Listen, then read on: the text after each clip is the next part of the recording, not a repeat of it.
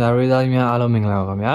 ဂျာရီသားသမီးများအတွက်16ရက်6လ2025မှာ22ရက်6လ2025အထိဂျာရီသားသမီးများရဲ့တပတ်တာငွေကြေးအခြေအိမ်တော်ရေးကျန်းမာရေးဆိုတဲ့ကန်လေးကိုကျွန်တော်ကလီနိုမာကကလေးကြည့်ပြီးတော့ပြပပေးမှာဖြစ်ပါတယ်ခင်ဗျာအဲ့တော့ငွေကြေးကန်လေးကနေကျွန်တော်ကစပြီးကြည့်ပြပါမယ်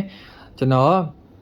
မကြည့်သေးခင်မှာပေါ့နော်ဂျာရီသားသမီးများပါတယ်ဆိုလို့ရှိရင်ကျွန်တော်အကောင့်လေးကို follow လေးလုပ်အသေးလေးပြီး comment လေးရေးပြီးတော့ share သွားကြပါဦးခင်ဗျာ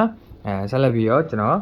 ငွေကြေးကန်တွေကနေစပြီးတော့ကြည့်ပေးမယ်။ဂျာပရီသားကြီးများအတွက်ကြာလာတဲ့ငွေကြေးကန်တွေပေါ့နော်။အဲ့တော့ဒီတစ်ပတ်တာကာလမှာဂျာပရီသားကြီးများက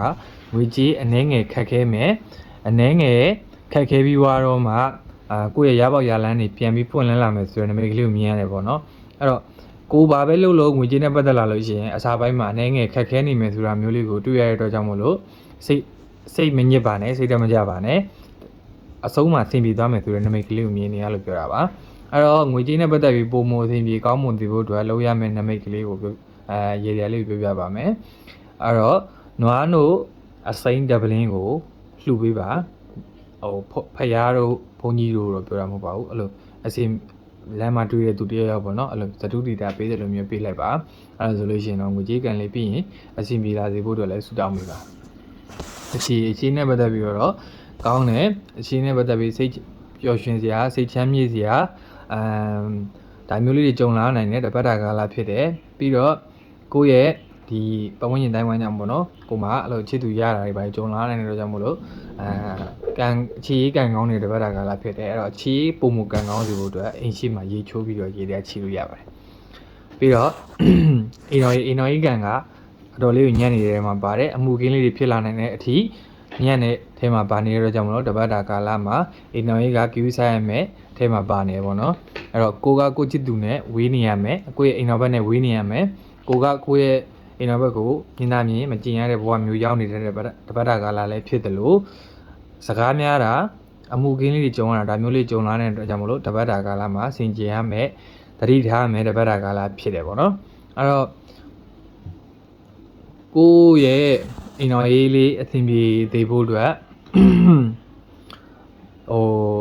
မိမိရဲ့မွေးနံတောင်းမှာပေါ့နော်မြည်တိပံပဲပန်းမဲ့ဖြစ်ဖြစ်တက်စီလှူပြီးတော့ဆူတောင်းပေးပါပြီးတော့ကျမ်းမာရေးနဲ့ပတ်သက်ပြီးတော့အတွေးများတာစိတ်ရှုပ်ထွေးတာစိတ်ဝေဒနာလေးတွေအုံလုံးနဲ့ပတ်သက်တဲ့ဒီလိုအာရုံကြောနဲ့ပတ်သက်တဲ့ယောဂဝေဒနာလေးတွေခံစားလာနိုင်တဲ့ကြောင့်မလို့တတိထားမယ်တပတ်တာကာလဖြစ်တယ်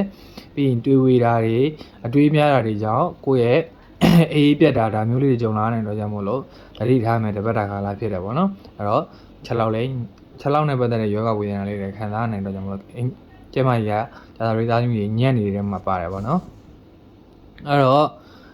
ကျမကြီးကောင်းမှုကဘာလို့ရမလဲဆိုလို့ရှိရင်တောက်တော်ရေကတ်လူပူဇော်ပေးပါအင်းရဖျားမှာပေါ့နော်မိမိရဲ့အဲ့တော့နေတိုင်းလုပ်လဲရပါတယ်အဲ့တော့မပြောတော့ပါဘူးအဲ့တော့ကျမကြီးကောင်းစီဖို့ရေတရားလေးကတောက်တော်ရေကတ်လူပြီးတော့